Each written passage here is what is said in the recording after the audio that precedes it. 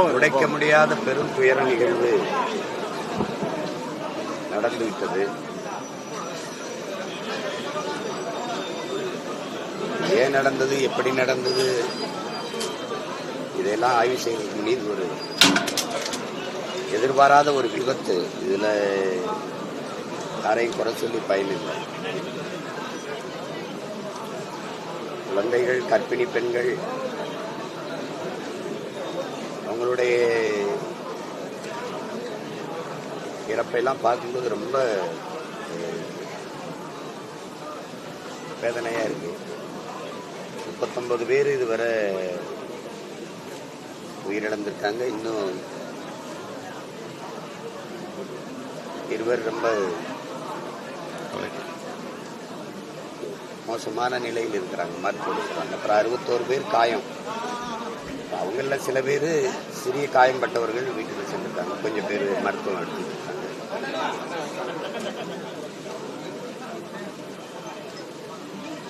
நடந்துச்சு. இனி இதெல்லாம் நம்ம எல்லாருக்கும் ஒரு படிப்பினை. இது போன்ற பெரும் துயரங்கள் நிகழாம நம்ம கவனமா இருக்கணும். என்ன சொல்லி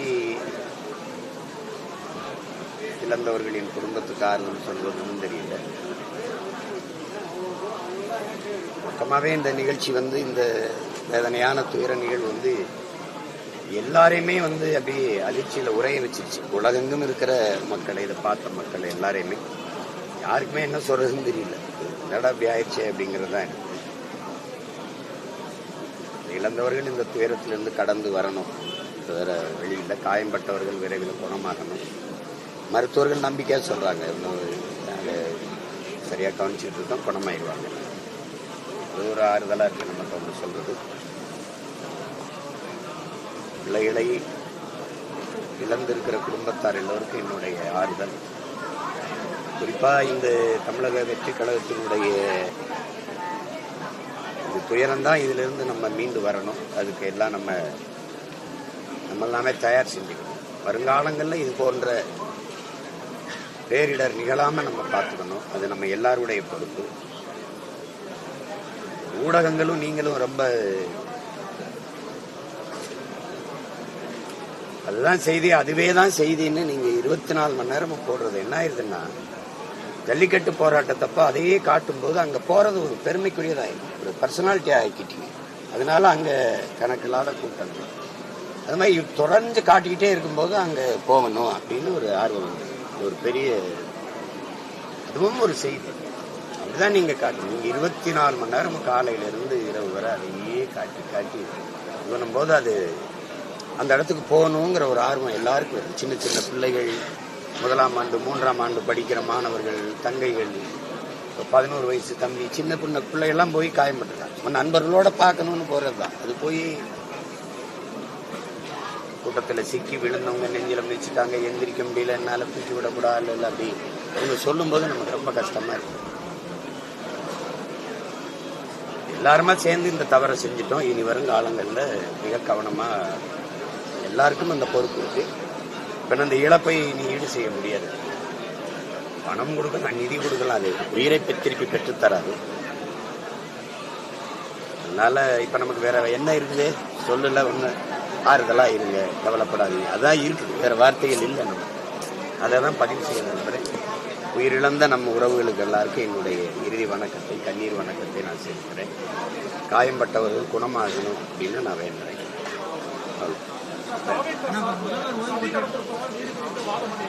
யாரு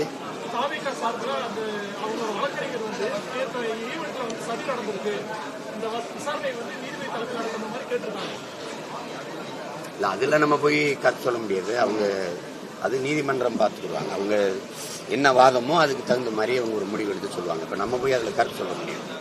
முதல்வர் ஓய்வு பெற்ற நீதிபதி அருணா ஜெகதீஷன் தலைமையிலான ஒரு குழு அமைக்கணும்னு சொல்றாரு. அது போதுமானதா இருக்குங்களா? அதெல்லாம் இதுல எனக்கு கருத்து வேற மாறுபட்ட கருத்து. தூத்துக்குடி துப்பாக்கி சூட்ல 2 மாசத்துல நான் முதல்வரான பிறகு நடவடிக்கை எடுப்பேன்னு ஐயா சொன்னது. எதிர்கட்சியார் ஆளுங்கட்சியானவனு இதே அம்மா தான், அருணா ஜெகதீஷ். 3 மணி நேரம் நேர் நின்று சாட்சியம் சொன்னவேங்கிற முறையில் நான் தான் இருக்கேன். ஒரு கட்சியை வழி நடத்துறாங்க, தலைமையேற்று வழி நடத்துறாங்கிற முறையில் நான் மட்டும்தான் 3 மணி நேரம் சாட்சியம் சொல்லியிருக்கேன். ஆனா அவங்க அறிக்கையை தாக்கல் பண்ணி எவ்வளவு நாள் ஆயிடுச்சு, என்ன நடவடிக்கை எடுக்கப்பட்டிருக்கு? இந்த துப்பாக்கி சூட்டில் சம்பந்தப்பட்ட அதிகாரிகள் எல்லாம் பணி இடமாற்றமும் பணி உயர்வும் பெற்றிருக்கிறாங்க. அதேதான் நடக்கும். ஒரு 6 மாசம் அம்மா விசாரிச்சு ஒரு தாக்கல் செய்வாங்க, காயத்தை மறந்துடுவீங்க, வேற பக்கம் போயிடுவீங்க.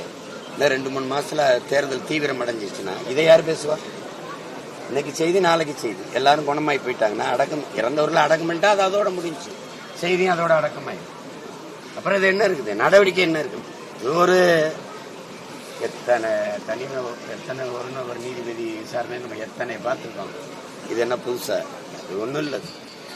இதுல விசாரிக்க என்ன இருக்கு? தெரிஞ்சிருச்சே வெளிப்படையா நெரிசல்ல சிக்கிட்டாங்க, நம்ம பிள்ளைகள் இறந்துட்டாங்க, அவ்வளவுதான். என்ன விசாரிச்சுங்க? தங்கச்சி ஸ்ரீமதி மரணத்துக்கு விசாரிக்கிறாங்க, இன்னும் தான் விசாரிக்கிறாங்க. அமெரிக்கா, ஆஸ்திரேலியா, ஆப்பிரிக்கா எல்லா நாடுகளும் விசாரிக்கிறாங்க. ஒரு கிராமம், அந்த கிராமத்துல என்ன நடந்திருக்குன்னு விசாரிச்சு சொல்றதுக்கு அறிக்கை தாக்கல் பண்றது இவ்வளவுதான். அது ஒரு சடங்கு, அந்த சடங்கை அரசு செய்து நம்ம அதை ஏற்கணும். பாதுகாப்பு ஏற்பாடுகள் குறைவு காரணமாக இது நடந்திருக்கு. எதிர்க்கட்சி தலைவர் அதெல்லாம் நான் சொல்றேன். நீங்க அப்படிலாம் ஏற்க முடியாது. இப்ப மற்ற இடங்கள்லாம் பாதுகாப்பு அவருக்கு பண்றாங்க. இன்னைக்கு அதுல ஒரு தம்பி நான் கூட ரொம்ப அவரை கட்டி பிடிச்சு வாழ்த்துனேன். பல பேரை தூக்கி கொண்டு போய் இந்த அவசர ஊர்தியில சேர்த்து இது பண்ண ஒரு காவல்துறை இளங்காவலர். அவர் என்ன சொல்லலாம்? இதெல்லாம் அப்படிலாம் சொல்ல முடியாது. இத்தனை ஊர்கள்ல அவர் மிகப்பெரிய கூட்டத்தை கூட்டும் போதெல்லாம் பாதுகாத்த வடக்குன்னு அப்படி சொல்லிடக்கூடாது.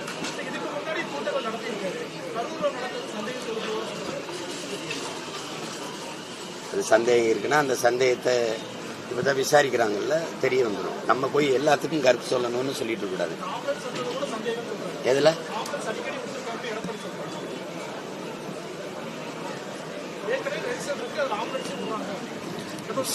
எனக்கு சொன்னது என்னன்னா, ஏற்கனவே ஒரு பகுதியில மயங்கி விழுந்த அந்த கூட்டத்தில் வந்த ஒருத்தரை தூக்கிட்டு போன அவசர ஊர்தின்னு தான் எனக்கு சொன்னாங்க. அப்ப அது நம்ம இப்ப எங்க கூட்டங்கள்ல எல்லாம் அவசர ஊர்தி வரும், கோபம் தான் வரும். ஆனாலும் அதை ஒன்றும் பண்ண முடியாது. எங்க பிள்ளைய அழகா விலகி வெளிவிடுவாங்க. நமக்கு இது நடக்கிறது தான். ஆனாலும் அது எல்லாமே சும்மா விடுறாங்கன்னு சொல்ல முடியாது. ஒருவேளை உயிருக்கு ஆபத்தான நிலையில காயம்பட்டவர்கள் இருந்திருந்தா நம்ம ஒன்றும் பண்ண முடியாது.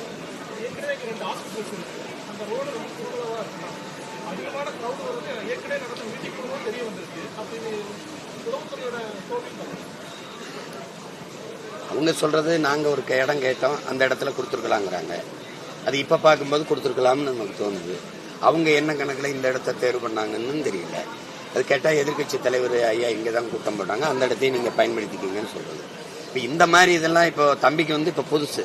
எனக்கு 15 வருஷமா இந்த அனுபவத்துல நான் ரொம்ப பக்குவப்பட்டு அதான் நடக்கும். எனக்கெல்லாம் எங்க சனம் வராதோ, முட்டு சந்து மூத்திர சந்தும்பாங்க, அங்கதான் கொடுப்பாங்க எனக்கெல்லாம். சரி என்ன பண்றது, இதை கடந்துதான் நம்ம வந்தாக வேண்டியது. இப்ப யாருக்குமே அந்த சூழல்ல என்ன பண்ணோம்னா என்ன செய்யறதுன்னு தெரியாதுல, அந்த பதட்டத்துல ஒரு முடிவு எடுக்கிறதா. இன்ன வரைக்கும் கூட அவங்க தலைவர்கள் இருக்காங்க, அடுத்த கட்ட 2ஆம் கட்ட தலைவர் இருக்காங்க, அவங்களும் யாரும் இது வரைக்கும் இவங்க வந்திருக்கலாமே சார். இது வரைக்கும் நடந்தது எல்லாமே ஒரு திட்டமிட்ட சதி அப்படின்னு நீதிமன்றத்தில் அந்த ஒரு முறையை வச்சிருக்காங்க. எப்படி பார்க்கணும்? இல்ல திட்டமிட்ட சதின்னா அதை நம்ம சான்றுகளோட நிரூபிக்கணும். நம்ம பேசும்போது அந்த வலியில வேதனையில ஒரு வார்த்தையை நம்ம சொல்லுவோம். இப்ப அவங்க தரப்புல பார்த்தா அவங்க சொல்றது சரின்னு படும், அரசு தரப்புல வேற ஒரு காரணம் சொல்லுவாங்க. இப்ப இந்த நேரத்துல அதை விவாதிச்சுக்கிட்டு இருக்கிறது சரியானதா இருக்காது. ஏன்னா நம்ம 1-2 உயிர் இல்ல 40 உயிர்கிட்ட நம்ம இழந்திருக்கோம். அந்த அவங்க இழந்தவர்கள் குடும்பத்துல ஒருத்தனா நின்னுதான் நீங்க இதை பார்க்கணுமே ஒழிய இதை போய் கருத்து பேசிட்டு ஏற்கனவே காயம்பட்டு இவங்க பாரு என்ன பேசிட்டு வாங்க. அந்த சாவு வீட்டுல நின்று பாத்தீங்கன்னா அந்த சாவு வீட்டுல இருக்கிற ஒரு மகனை நான் பார்த்தா ஐயோ என்னையா பேசிட்டு இருக்கீங்கன்னு வரும். அந்த மனநிலையை தான் நீங்க இதுல பார்க்கணும். இது வரலாம், தம்பி வரலைனாலும் மற்றவர்களை வருவாங்க, வர சொல்லுவோம். மற்றவங்களை தம்பி புஷியானந்தையோ ஆதவையோ வந்து பாருங்க, ஆறுதல் சொல்லுங்கன்னு சொல்லுவோம். அது செய்வாங்க. அதெல்லாம் அப்படி ஒன்றும் ஒரு பெரிய அரக்கர்கள் ஒன்றும் கிடையாது. நம்ம பிள்ளைங்க தானே, வருவாங்க. காவல்துறையோட நிபந்தனைகள் பின்பற்றாதனாலதான் இந்த மாதிரி நடந்திருக்கு, விபத்து நடந்திருக்குன்னு சொல்றாங்க. இப்ப காவல்துறை நாங்க சொன்ன விதிமுறைகளை பின்பற்றலாம். அவங்க இதுல ஏதோ சதி இருக்கு, இது அல்ல. இப்ப இழப்பு தான். இறந்தவர்கள் இறந்தவர்கள் தான். இப்ப அந்த துயரத்துல நம்ம பங்கேற்று துயரத்துல நிக்கிற அந்த குடும்பத்துக்கு நம்மளால முடிஞ்சா 2 வார்த்தை ஆறுதல் இல்ல அவங்களுக்கு, அதுதான் இப்ப தேவைப்படுது. இதை போய் பேசிட்டு வேண்டியதில்லை. இப்ப நடந்துருச்சு, கேட்டிருந்தா அப்படின்னா கேட்கல, நடந்துருச்சு. இப்ப அதுக்கு போய் என்ன பண்ண முடியும்?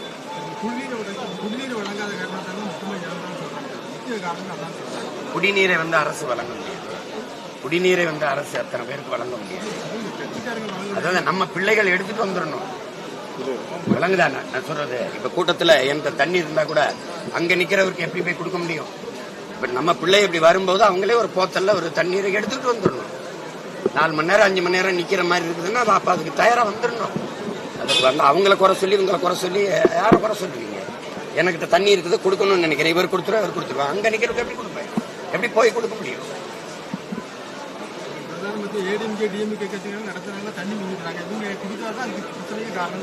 சரி, அது ஒரு பிரச்சனை. இப்ப இது ஒரு படிப்பனை ஆயிடுச்சுல. இனி வருங்காலங்கள்ல நம்ம பிள்ளைகளே தண்ணீரோட வந்துடணும். இல்லைன்னா தண்ணிக்கான இந்த வசதியை செய்யணும். அது ரொம்ப அடர்த்தியில அதிக கூட்டத்துக்குள்ள போய் இதை செய்ய முடியாது, யோசிக்க முடியாது. கையை நீட்டி கூட ஒருத்தருக்கு பக்கத்தில் இருக்கிற கொடுக்க முடியாதுன்னா இதை பேசிட்டு இருக்க முடியாது. இப்ப அது நடந்துருச்சு, இது நடந்துருச்சு, இது ஆய்வு செய்யறதுக்கான நேரம் இல்லை. நடந்துருச்சு, செத்துட்டோம். இப்ப அந்த பேச்சனை இனி வந்து ரொம்ப கவனமா இருந்து கால் எடுத்து வைக்கணும். அதான் முக்கியமானது.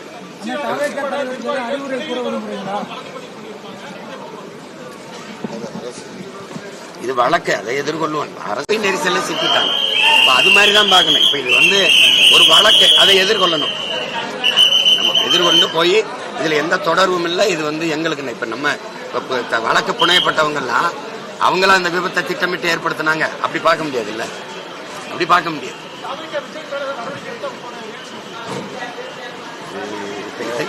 இது என்ன? இது தம்பி மேல நடவடிக்கை எடுத்தா அண்ணனுக்கு என்ன செய்யும்? சந்தோஷமா இருக்குமா? மகிழ்ச்சியா இருக்குமா? வருத்தமா தான் இருக்கும். இது என்ன ஒரு கேள்வி கேட்குறீங்க? அவனுக்கு இது புது வழக்கு. எனக்கு வந்து 260 வழக்கு இருக்கு என் மேல. நான் ஏறாத நீதிமன்ற படிக்கட்டுகள் கிடையாது. எனக்கு இது புது சில வழக்கு. அது இல்லைன்னா விடியாது கிழக்குன்னு போவோம், சிறை அதை நிறைன்னு போவோம், கடை அதை உடைன்னு போவோம். எங்களை பயிற்றுவித்த தலைமை அப்படி. உங்களுக்கு புரியுதுன்னு நினைக்கிறேன். தயவு செய்து என்னை கைது பண்ணுங்கன்னா நான் கெஞ்சிருக்கேன்.